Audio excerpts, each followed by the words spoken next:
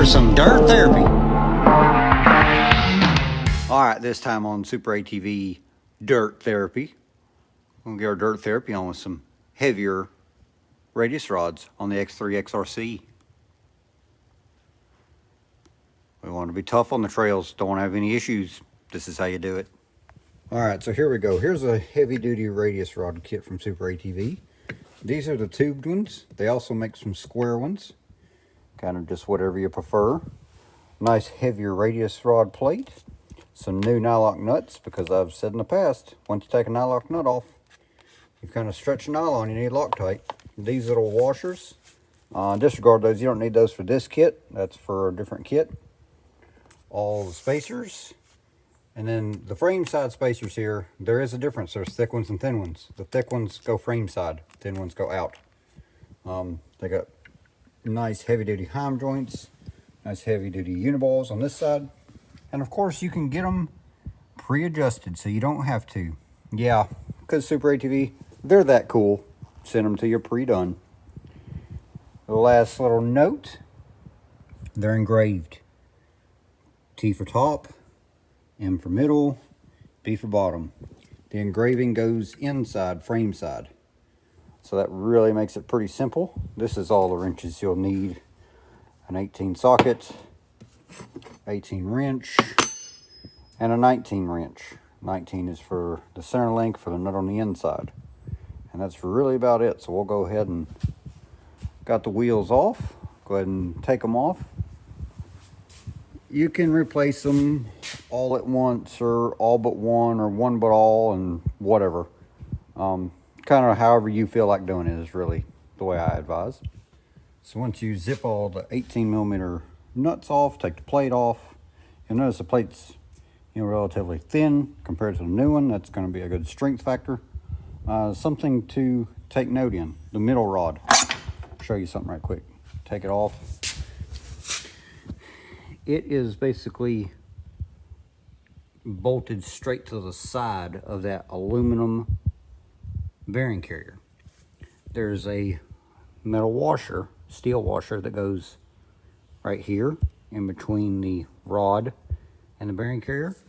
And then there's one that goes in here between the aluminum bearing carrier and the nut. Make sure you put those washers on, because if you don't, when you tighten it, the nut can actually wear into the aluminum just a little bit. And if it wasn't right here, the rod itself, if it ever got loose, it could wear on that. A weak link on these X3s is this, because the rod bolts to the outside of it. Now, if you put some Loctite on it, you can keep an eye on it, make sure it's always tight. You'll never have a problem. But if it ever starts coming loose, it will waller that hole out and get egg-shaped. And then you either have to get a new bearing carrier, or there's kits out there that drill it out and put stainless sleeves in it, and then it's fixed again. So a good thing to do that I like doing is just checking the length. They come pre-adjusted, and most likely they're spot on, but it's always good to check. So you take your outer center rod bolts, put them through the factory radius rod, and then put the new radius rod on top of it with the spacers. That way you get it perfectly lined up. Watch the head of the bolt on both sides. Make sure it's sitting perfectly flush on both sides, and then set the rod on there. Make sure it's sitting flush with the old rod. If it's all flush, it's perfectly adjusted. If not, it could be slightly, leaning out a little bit. If it's leaning, kind of wiggle it, whatever it takes to whether lengthen or shorten to make the bolts sit perfectly flat on a workbench. That's an easy way to adjust them. So we'll check all our rods and then put them on. And also, how I was talking about before, there's a difference in the height. The thin ones go plate side, the thicker ones go frame side. Just something to remember. Or you get them all placed right when you're putting everything back together.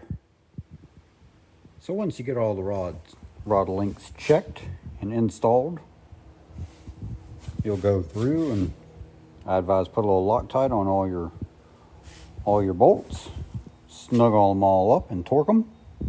Same thing with your radius plate. Quick little description, I've tried to explain this in the past. So the whole center link, which is a toe link, is adjusting the alignment basically for the back tire to keep it square through the travel, because otherwise it would want to, it's always going to want to turn at a radius because everything's on single pivot. So it's going to radius this way, it's going to radius this way. So if you notice on some machines, as they go from the travel down here, it'll arc in and out because it's at a radius. Well, when it does that, it's also changing angle here and changing angle here. So with the toe link, it's trying to get rid of this angle. So this whole bearing carrier, they're mounted in Heims. So with the center link loop off, you can see it flexes. So as it goes to the travel to stay square, that link will push the wheel back and forth like this to keep the wheel as straight square this way as possible. That's just a little quick toe link explanation. We'll throw it back on, throw the plate back on, and show you the finished product. And there you have it. Heavy duty SuperATV radius rods. Big thicker plate. Everything stronger. Built for battle. Ready to hit the trails.